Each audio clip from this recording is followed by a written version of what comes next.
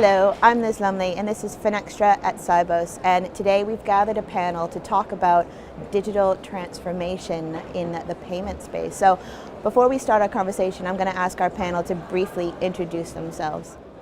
I'm Scott Bales, one of the co-founders of Moven with Brett King, also one of the founders of Nextbank, and have a boutique advisory firm called User Strategy. Juan Pedro Moreno at Accenture.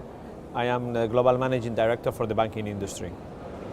And Frédéric Lhostte, I'm a Director Enterprise Solutions at Belgacom, the largest telecom operator in Belgium. And I'm here today because I'm heading also a project of joint venture with a bank, BNP Paribas, to create a mobile wallet in Belgium, together Belgacom and BNP Paribas Fortis. Excellent. So of course we're going to talk about digital transformation, and you know, the internet and mobile are changing almost every industry. I've been a journalist for 20 years. There are books written about how digital has completely changed my industry. But you know, just for like the people in the cheap seats, I'll probably start with you, Scott, because I know you've got a lot of good quotes. How is digital really transforming the payments business right now? So the analogy I actually like to refer to a lot is what happened to books back in 2008. Is what actually happens, the ecosystem is changing. The ecosystem is redistributing services to reconnect customers. And what that means is it opens up opportunities for new players. It also creates opportunities for existing players. So what you're actually seeing is that the way we distribute, the way we interact with customers is totally changing. New tool sets, new business models, new collaborative models to actually change how it would change payments. And what we're actually seeing is within that trend is innovators like the Movens and the Bank Simples of the world are seeing this as an opportunity to pounce, to say, okay, the window's open, let's get a slice of the pie. While there's also banks like BNP and Belgacom working together to say, okay, how do we reshape the new ecosystem for this digital consumer? So yeah, I mean, I think you guys all had a Accenture breakfast panel this morning where we talked about this subject. And in terms of how digital is changing payments, I think someone mentioned that there would be a 50% income gap if banks don't sort of wake up a bit more to how digital is changing. So I don't know if you want to comment on that. Yeah, on our view in Accenture, what we believe is the digital transformation is not only about really moving into the digital environment, the transactions and the business you are doing today, and being threatened about the competitors, the new competitors that are coming into this ecosystem. What we believe is that the banks or the financial services institutions that embrace the digital transformation, they will be opening up to a new world of transactions and customers that will access through the digitalization of the services they wouldn't access before. No? So we believe it's about improving the number of customers you can reach, and bank people that difficultly has access to technology or to digital transactions. Now it can be done at a very cheap price. Is multiplying the number of interactions that the customers have with banks, and also multiplying the number of interventions around the payments that a customer can have, because they will be embedded these transactions into the digital life of a customer that goes into internet to listen music and they do a payment transaction and so on. The idea here is that rather than facing the competition and shrinking the pie if you don't do anything, you move into this space and open up the business services around payments in the surroundings, pre-sales, post-sales, and accessing these new customer transactions. You will be in a world in which you can improve your income and reduce your cost at the same time. And this gap versus those banks doing nothing and remaining in where they are could be up to 40%. So it's not about how much money you can make, but also about how you can differentiate from other institutions in this, let's say, war of return on equity they are living in, a gap that we estimate on 40% from the ones doing nothing, from those ones that early adopt the digital transformation. It's not just profits, but it's staying in business. Yeah, I mean, fully agree, and I think that digital transformation is in fact changing the rules in the ecosystem.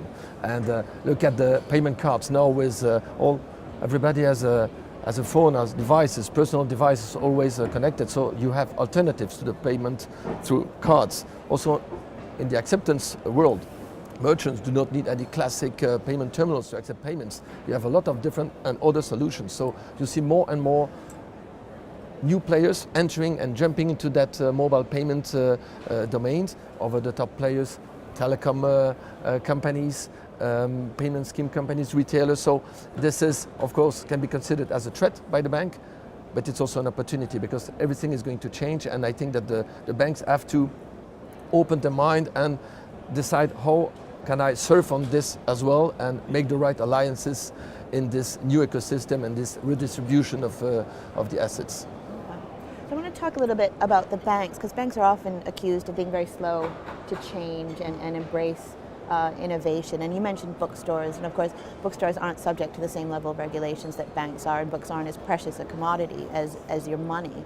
But why are banks slow to change? But maybe a better question is, what are all the hurdles that sort of hold them back? Why do you think they're slow? One of the things that frustrates me as an entrepreneur in this space is that I've heard a number of banks use regulation as an excuse, when the reality is it's actually more internally to them. Their own policies and processes through risk and compliance are more a barrier than the regulator that works their industry.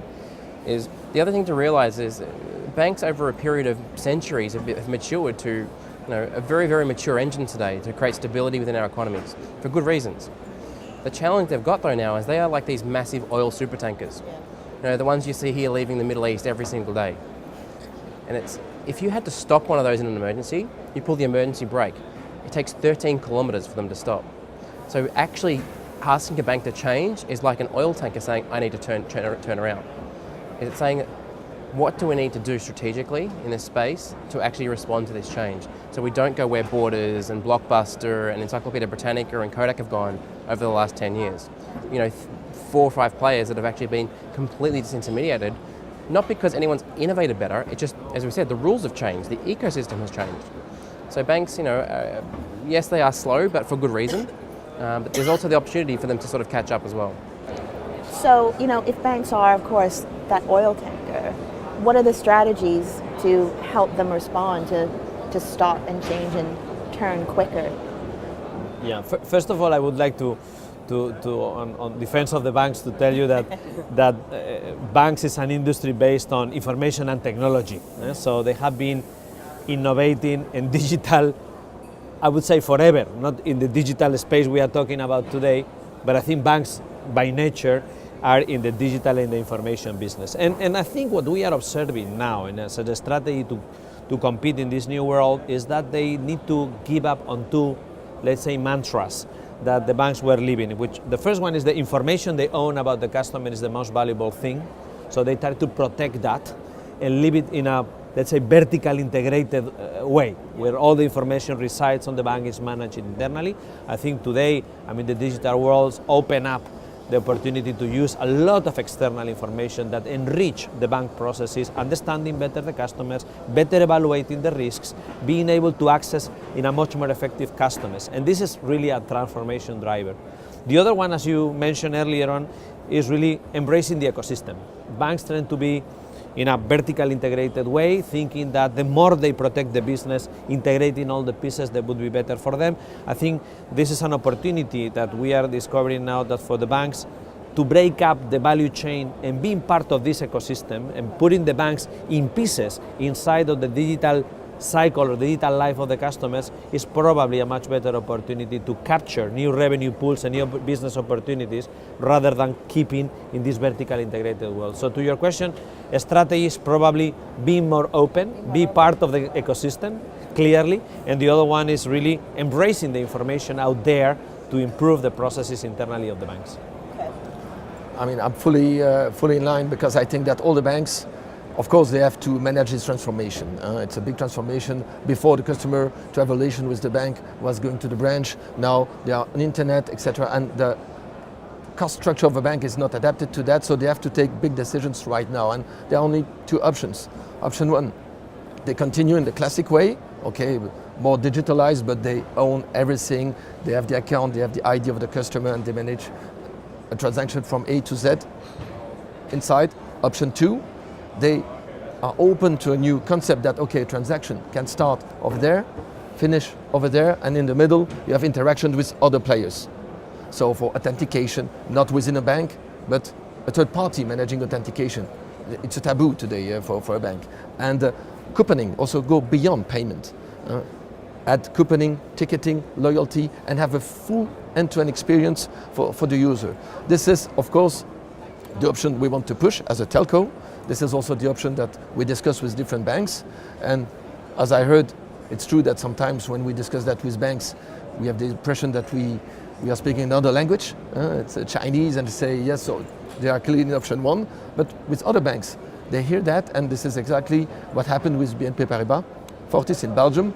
And now we are partnering and joining forces just to create this mobile wallet where you can virtualize the content of your wallet, physical wallet, into a mobile app to do not only payment, but also couponing, loyalty, ticketing, to do everything. And we provide a full experience to the user, to all users, because it's an over-the-top approach.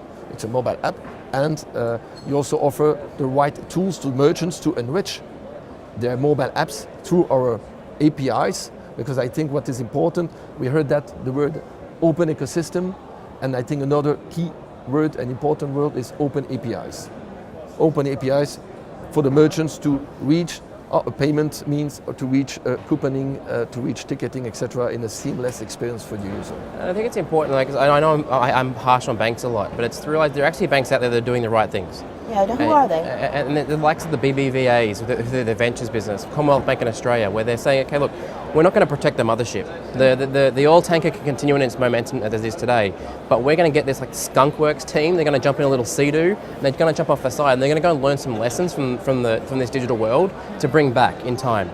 The banks out there that are doing small spin-offs, JVs like the Belgacom one here, are actually quite exciting. I did one for ANZ back in 2008 called Wing. And Wing literally was a venture to explore a mobile-only bank in an emerging market. So it was a different brand, different operating model. We got a chance to revisit policies, procedures, architecture, all the things that constrain banks today. We said, well, we revisit those things, we'll learn from those things, and then send those learnings back to the mothership so that they can evolve over time. I think getting these learnings back into the super tanker is key for success in the transformation. No, an interesting topic related to those banks that are embracing this change is this: most of them are breaking the paradigm that consumers come to banks to do financial services transactions.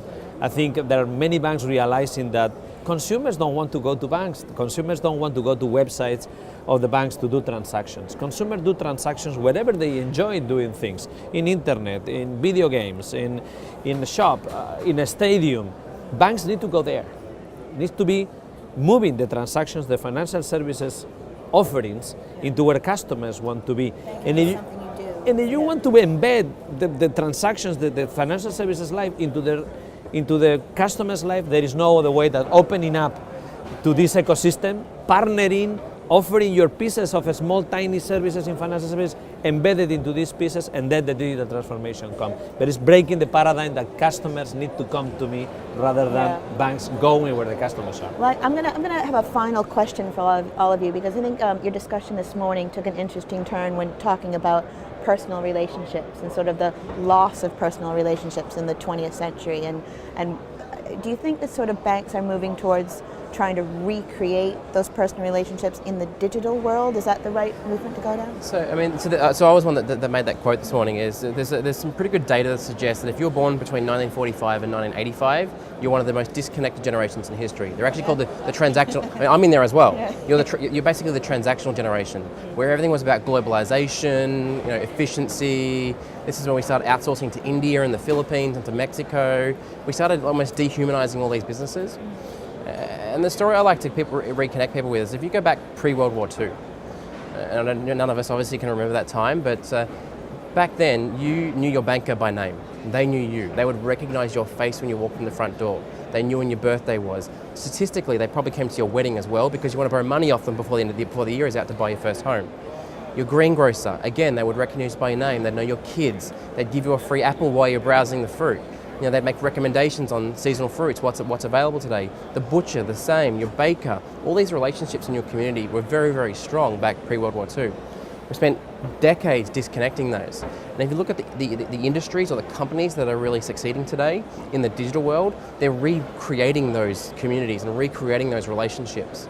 the Zapposes of the world, the Amazons of the world, around how do we really enrich that relationship. And it comes down to four really simple things. Greet your customer by name. In the transactional world, we all had customer IDs and all these things that were account numbers, and that was the forming of our relationship. Why can my relationship with my bank not be, "Hi Scott, welcome back"? And the next part was listen and learn. Is understand that this goes to the data play, is that every time they interact with you, every time you get a piece of information through you, learn from that. Amazon does this really, really well, which fuels the next one, always be suggestive. By always suggesting, that means they'll turn to you as a subject matter expert to recommend things in their life.